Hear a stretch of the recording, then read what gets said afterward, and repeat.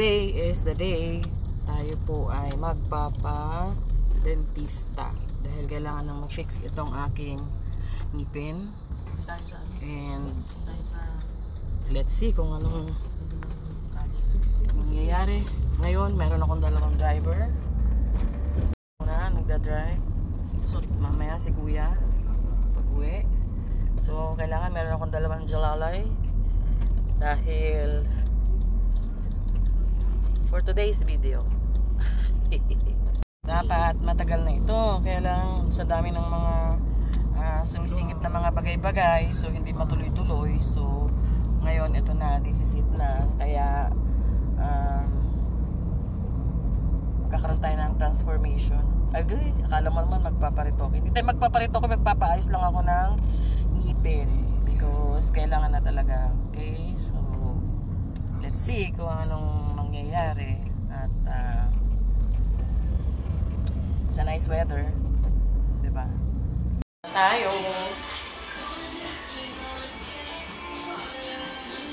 good luck sa akin. So dito nga ay ina-assist na ni Doc kung alin yung uunahin dahil kailangan ay wag madaliin. So dahan-dahan lang yan. At inuumpisahan na nga niya dito yung extraction. My gosh, grabe, ang sakit dahil 2 beses siya nagturok ng anesthesia dyan. Hindi po pwede na isa lang. Napakasakit guys, talaga naman. Kailangan nga natin mag voice over dito dahil napakalakas ng sounds ni Inday. Grabe si assistant, talagang ang mga music ay talaga namang tayo ay pagbabawalan.